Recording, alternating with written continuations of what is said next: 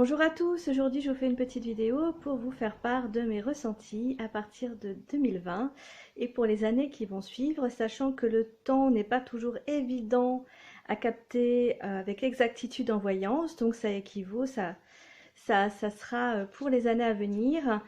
Même si j'ai des bons retours au niveau de la datation, en tout cas au niveau de la temporalité en voyance, je préfère quand même voilà, vous prévenir et vous dire que ce que j'ai perçu peut effectivement arriver en 2020, mais un petit peu plus tard également. Alors, il va y avoir, donc je lis un petit peu mes notes parce que les flashs en fait me sont arrivés au fur et à mesure, jour après jour, donc j'ai tout noté, j'ai fait en fait un petit récapitulatif dont je vais vous parler, donc c'est des choses qui me sont arrivées comme ça spontanément lorsque je prenais le temps finalement de me concentrer là-dessus. Alors, voilà, je tiens la caméra comme ça. Alors, il va y avoir un problème avec un pont. Je vois une grande ville. C'est un espace en fait donc qui relie deux endroits, mais qui est surélevé. Donc, j'ai vu ça. J'ai vu un espace surélevé entre deux endroits qui étaient plus bas, et après j'ai vu le pont. C'est un pont qui est immense. Je pense qu'il appartient à un pays qui est assez important et c'est une grande ville.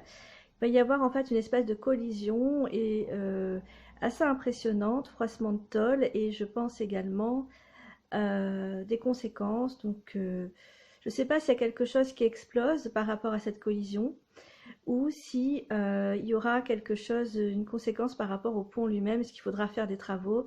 Ça, on me l'a pas montré, mais on m'a clairement montré en fait la scène par flash. Les flashs chez moi, ça dure quelques secondes, hein, donc je les prends au vol, je note et voilà, je vous les transmets. Il y aura aussi je pense, une épidémie liée au système respiratoire sur le sol chinois, parce que j'ai vu effectivement des gens courir dans les rues et se hâter à rentrer chez eux avec un espèce de masque, vous savez, les fameux masques que l'on porte parfois lorsque l'on rentre dans les hôpitaux et qu'il faille que l'environnement soit stérilisé, ou les masques que l'on porte aussi justement en période d'épidémie, les fameux masques blancs, voilà, que l'on met en coton, en tissu, je ne sais plus exactement. Il y aura également aussi, je pense dans le monde, et je pense que la France également sera touchée, une maladie nouvelle ou ancienne, en tout cas une maladie qui nous reviendra, dont l'intensité sera plus forte qu'habituellement et que dans le passé, qui nous sera amenée par les oiseaux. Je vois des volatiles et je vois que ça pourrait être transmis effectivement de volatile à volatile et également des oiseaux à l'homme. Il y aura également aussi, alors dans un pays qui je pense est immense, qui à mon avis peut être les États-Unis d'Amérique, mais je n'ai pas eu exactement le nom du pays. Je pense quand même que c'est les États-Unis d'Amérique. Il y aura effectivement, dans le cadre de la préparation d'un spectacle, des reptiles assez dangereux comment dire, qui seront en fait enfermés dans un lieu censé être sécurisé et sûr. Vous me direz, ça peut aussi être en Afrique, parce qu'en Afrique, il y a aussi ce genre de reptiles.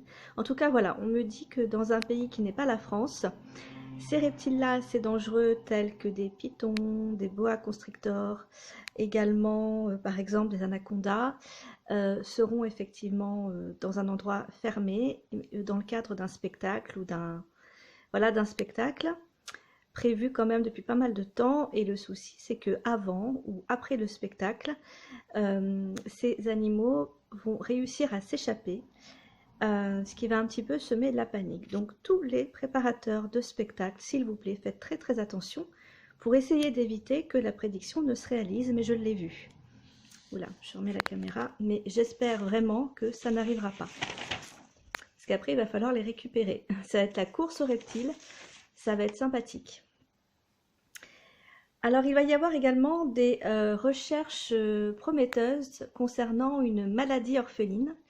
Alors, cette maladie orpheline est une maladie qui n'est pas du tout courante, comme toutes les maladies orphelines, mais qui est assez particulière car elle touche dès le plus jeune âge, on m'a dit. Elle touche dès le plus jeune âge. Certaines maladies orphelines, parfois, sont latentes et se déclarent un peu plus tard, mais là... Voilà, donc il va y avoir des recherches prometteuses pour stabiliser ou tenter de guérir une maladie orpheline, ou tout du moins essayer d'éviter son évolution. Alors 2020 ou les années à venir, mais à partir de 2020, c'est fort possible. Il va y avoir également aussi d'autres progrès au niveau de l'évolution de la contraception. Les femmes sont les plus touchées, c'est-à-dire que c'est la femme qui normalement prend la contraception pour éviter de tomber enceinte, pour éviter d'avoir un enfant. Donc il y a déjà tout ce qu'on connaît, les préservatifs masculins, les préservatifs féminins. Mais j'ai vu également, dans un flash qui m'est arrivé aussi également cette année, qu'à partir de 2020 et les années qui suivront, il y aura des tests en laboratoire. Les chercheurs vont se pencher sur la contraception masculine et il est fort à parier que dans les années à venir, les hommes puissent prendre une contraception orale pour contrôler leur taux de fécondité également, donc à suivre. Alors il y aura aussi un incendie, un très très grand incendie dans une boulangerie, voire plusieurs. En tout cas, la boulangerie en question est pour moi pas du tout isolée. Il y a des commerces à côté, donc ça peut faire effet domino. Et cet incendie viendra du fait simplement d'un problème au niveau d'un four à l'intérieur. On va apprendre également le décès d'un coiffeur en fait célèbre. Donc voilà, d'une célébrité de la coiffure. Le décès également d'un politique. Il y aura de nouvelles réformes sur la loi du travail. Un nouveau regard également sur les conditions de mise au monde dans le cadre des accouchements.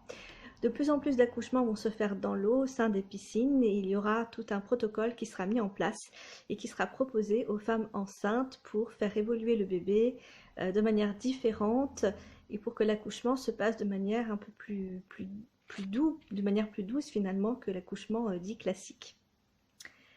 Dans l'éducation nationale, il y aura également des progrès. Alors, il y a pas mal de choses qui ont déjà été mises en place et principalement, je ne sais pas si vous l'avez vu au travers des réseaux sociaux ou dans d'autres supports de médiatisation, mais il y a déjà eu des essais en ce qui concerne les enfants en bas âge, donc maternelle ou primaire, pour les faire apprendre tout en bougeant pour faire en sorte qu'ils ne soient pas stoïques, sédentaires toute la journée lors des cours, puisque des études ont été réalisées et qui ont montré que, bien évidemment, au même titre que pour les adultes, c'est très mauvais de rester assis toute la journée. Donc ils vont de plus en plus mixer les salles de cours avec des salles de jeu pour que les enfants puissent apprendre de manière beaucoup plus ludique et en bougeant. Principalement donc dans les petites classes. Également aussi au niveau des cours, que ce soit au niveau des petites sections, des grandes sections, collège, lycée, vont de plus en plus être mis en place des systèmes de communication, de projection 3D sous forme d'hologramme dans tout l'espace de la salle, projeté via un tableau pour rendre en fait les cours beaucoup plus vivants. Et plus agréable aussi pour les jeunes et même pour les personnes adultes d'ailleurs qui reprendraient les cours en formation. Il va y avoir également aussi une sombre histoire à nouveau de mensonges chez certains politiques. On va découvrir en fait quelque chose, on va encore découvrir un poteau rose par rapport à certains de nos politiques. Donc sur une sombre histoire de mensonges ou de détournement de fonds. Mais en tout cas, on va découvrir quelque chose qui va encore nous laisser un petit peu très surpris. Nous ne sommes pas au bout de nos surprises. Il y aura également un nouvel accord européen et ou dans le monde, mais j'ai plutôt l'impression que ce sera l'Europe qui sera touchée, pour une monnaie différente et nouvelle qui permettra effectivement d'amener l'Europe sur une importante puissance économique davantage qu'actuellement. Certains pays rentreront et certains pays dont on ne se soupçonne absolument pas rentreront aussi au sein de l'Europe.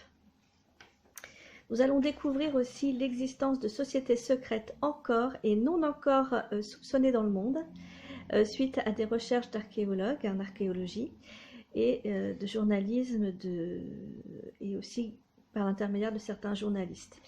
Nous apprendrons, enfin, certains journalistes qui auront eu vent de cela par des recherches archéologiques, mais ces sociétés secrètes, en fait, se trouvent apparemment... moi, j'ai plutôt la zone géographique du tiers-monde par rapport à ces sociétés secrètes-là. Et également, j'avais tout le croissant méditerranéens, donc Portugal, Espagne, Italie, à suivre. En tout cas au niveau des origines de de ces sociétés secrètes, soit en termes d'initialisation ou en termes de réalisation avant, avant leur expansion en fait dans le monde entier. Hein.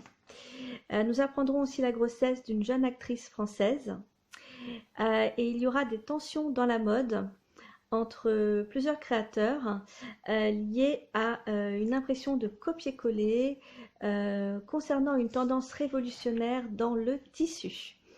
Voilà, donc je pense que ça concerne la haute couture, hein. C'est vraiment la mode de luxe et pas forcément le prêt-à-porter, comment dire, classique, j'ai envie de dire. Donc nous en saurons plus dans les prochains épisodes, hein, c'est-à-dire avec le temps. Je vous remercie d'avoir bien voulu m'écouter. Je vous dis à très bientôt pour de prochaines vidéos. Au revoir.